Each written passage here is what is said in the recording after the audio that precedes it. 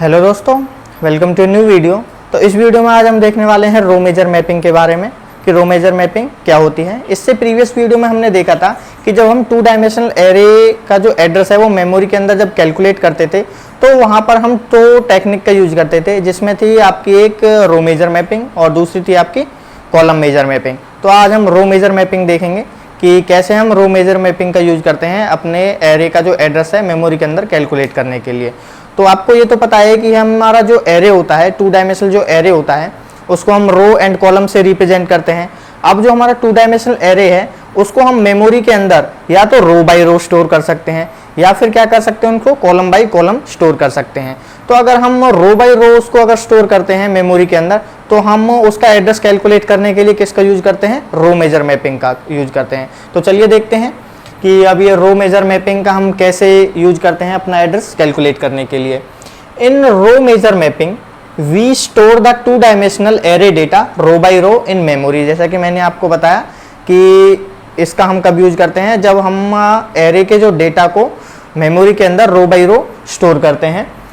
Late ए 2 dimensional array, मैंने यहाँ पे एक 2 डायमेंशनल एरे लिया है जिसका कि मैंने जो साइज है वो 4 और 3 लिया है। तो आप बता सकते हो कि जो मैंने एरे लिया है इसके अंदर कितने एलिमेंट्स होंगे। आप कमेंट सेक्शन के अंदर बता सकते हो कि इसके अंदर कितने एलिमेंट्स होंगे। तो मैंने क्या लिया है, एक 4/3 का एक एरे लिया है जिसके अंदर इसको हम किससे रिप्रेजेंट करते हैं, जो रो होती हैं उसको हम m से रिप्रेजेंट करते हैं और कॉलम को हम किससे रिप्रेजेंट करते हैं, हम n से रिप्रेजेंट करते हैं। तो यहाँ पर मैंने इसके अंदर जो एलिमेंट्स लिए हैं मैंने यहाँ पर इनको कुछ इस तरीके से दर्शाया है। तो मैंने यहाँ पर एक मैट्रिक्स बनाई है जिसके अंदर इस तरीके से आपकी रो हो जाती हैं और इस तरीके से आपकी कॉलम हो जाती हैं। जो इसमें फर्स्ट जो एलिमेंट होता है वो है हमारा A00, जिसका एड्रेस आप 00 लेते हैं, और जो सेकंड जो एलिमेंट होता है उसका एड्रेस होता है आपका A01, जो थर्ड एलिमेंट होता है उसका एड्रेस होता है A02 एंड सो ऑन। ये इस तरीके से हमारे जो 2 डायमेंशनल जो एरे है उसका हमारा एड्रेस होता है। तो अगर मान लीजिए इस एरे को अगर हम मेमोरी के अंदर रो बाय रो स्टोर करें तो वो मेमोरी के अंदर किस तरीके से स्टोर होगा, तो मैंने उसको यहाँ पर दर्शाया है। तो मैंने क्या लिया है, यहाँ पर एक मेमोरी का छोटा सा सिनेरियो लिया है।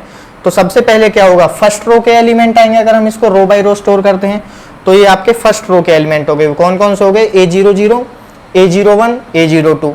उसी तरीके से आपके सेकंड रो के एलिमेंट आ जाएंगे, उसी तरीके से थर्ड रो के एलिमेंट आ जाएंगे और आपके फोर्थ रो के एलिमेंट आ जाएंगे। तो ये आपके क्या हो गए, ये एलिमेंट्स आ गए आपके एरे के। और यहाँ पर मैंने इनको रो बाय रो दिखाया है कि ये फर्स्ट रो के एलिमेंट है, ये सेकंड रो, ये थर्ड रो, ये फोर्थ रो। और मैंने हर एक सेल को क्या किया है, एक एड्रेस दिया है। तो यहाँ पर मैंने एड्रेस की जो स्टार्टिंग की है वो मैंने 300 से की है, और जो आपका नेक्स्ट एलिमेंट होगा उसका स्टार्टिंग एड्रेस क्या होगा, 304। मैंने यहाँ पर 44 जो बाइट का जो मैंने डिफरेंस लिया है वो मैंने क्यों लिया है, क्योंकि जो हमारा 32 बिट का जो कंपाइलर होता है उसके अंदर जो हमारा इंट का जो साइज होता है वो आपका 4 बाइट का होता है। इसी वजह से मैंने यहाँ पर 4 बाइट का गैप लिया है। अगर मान लीजिए हम इंट का जो साइज है वो अगर 2 बाइट यूज करते तो आप 2 बाइट का गैप लेते। तो आई होप आपको यहाँ पर आपको समझ में आया होगा।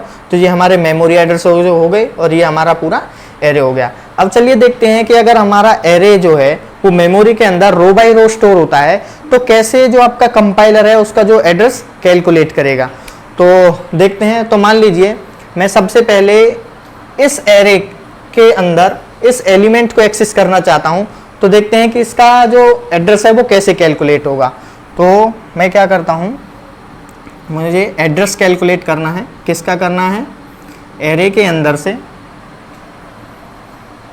2 1 का। ये हो गया हमारा 2 और ये हो गया हमारा 1। तो मेमोरी के अंदर क्या एड्रेस होगा वो कैलकुलेट करना है। तो चलिए देखते हैं कैसे करेंगे। तो सबसे पहले क्या करेंगे, हम बेस एड्रेस लिखेंगे, जो कि हम 1 डायमेंशनल एरे में भी हमने देखा था। तो चलिए सबसे पहले हम बेस एड्रेस लिख देते हैं, फिर प्लस, फिर हमें किसको एक्सेस करना है, हमें 2 1 को एक्सेस करना है। तो देखते हैं कि यहाँ पर हमारा 2 1 क्या है। तो इसको एक्सेस करने के लिए आप देखिए हमें इसमें क्या करना होगा। तो अगर मैं ये फर्स्ट वाली रो और ये सेकंड वाली रो अगर मैं 2 रो स्किप कर दूं तो मैं कितनी रो स्किप कर रहा हूँ, यहाँ पर 2 रो स्किप कर रहा हूँ। और हर रो के अंदर हमारे पास कितने एलिमेंट है, हमारे पास 3 एलिमेंट्स हैं।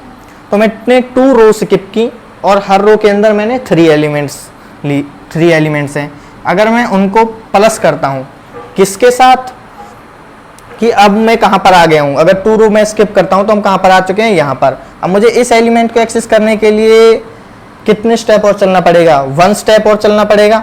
तो मैं क्या करता हूँ, यहाँ पर 1 लिख देता हूँ, और मैं अगर इसकी मल्टीप्लाई किससे कर दूँ, वर्ड साइज से, जो कि हमारा 4 है। तो देखते हैं कि हमारा एड्रेस कितना आता है। तो जब इसको सॉल्व करेंगे तो ये कितना आ जाएगा, तो 300 प्लस 2 इंटू 3 कितना होता है, 6 प्लस 1 7, 7 की जब 4 से मल्टीप्लाई कर देंगे तो कितना आ जाएगा, 7 4 जा 28, तो हमारा कितना आ गया 328। तो आप देख पा रहे होगे हमने इस एलिमेंट को यहाँ पर एक्सेस कर लिया है। तो इसका जो एड्रेस होगा वो क्या होगा, 328, जो कि यहाँ पर है 328।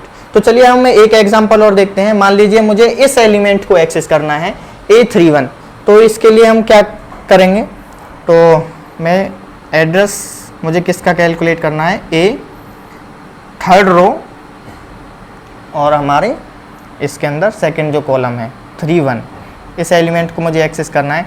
तो मैं क्या करूँगा, 300 लिखूंगा जो कि हमारा बेस एड्रेस हो गया, प्लस इनटू।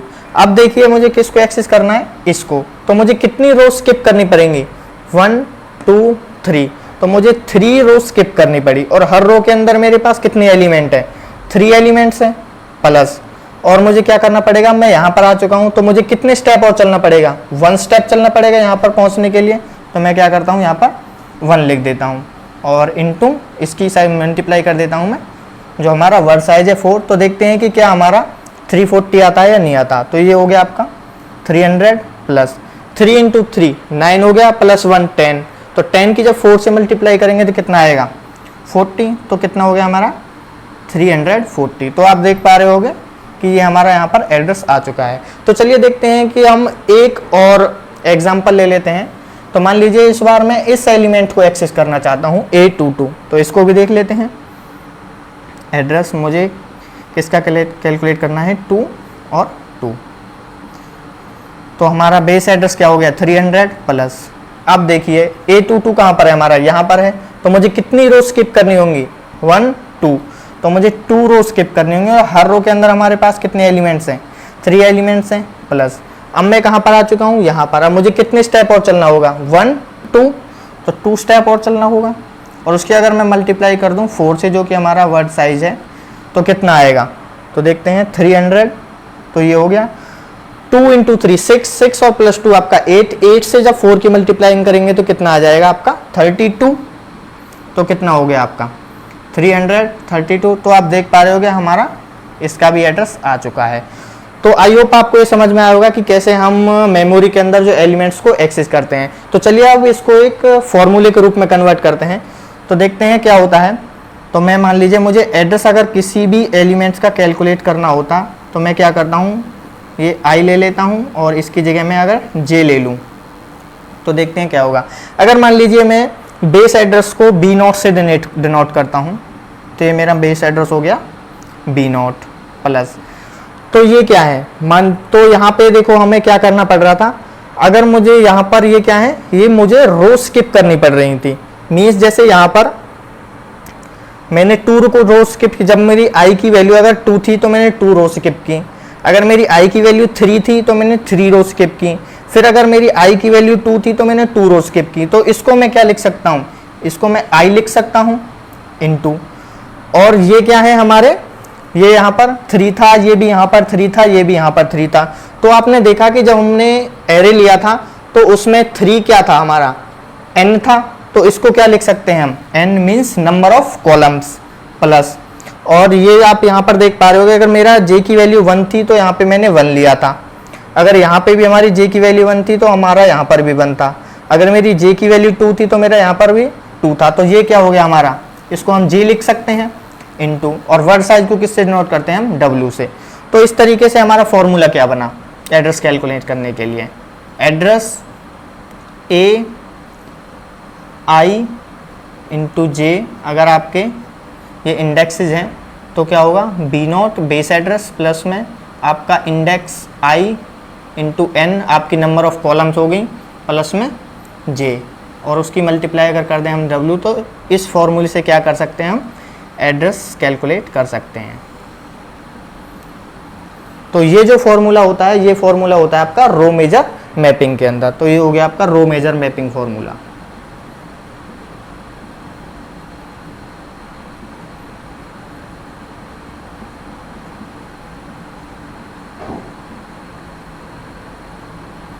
तो रो मेजर मैपिंग फॉर्मूला। अब आप इस फॉर्मूले की मदद से किसी भी एलिमेंट का एड्रेस कैलकुलेट कर सकते हैं। तो चलिए देखते हैं कि अब एक और एलिमेंट का एड्रेस इसी फॉर्मूले से कैलकुलेट करके देखते हैं। तो मान लीजिए मैं एक एड्रेस लेता हूं, यहाँ पे जो मैं आई की वैल्यू ले लेता हूँ मान लीजिए 3 और जे की वैल्यू ले लेता हूँ मान लीजिए मैं 2। तो देखते हैं कि क्या इसका एड्रेस क्या होगा A32 का।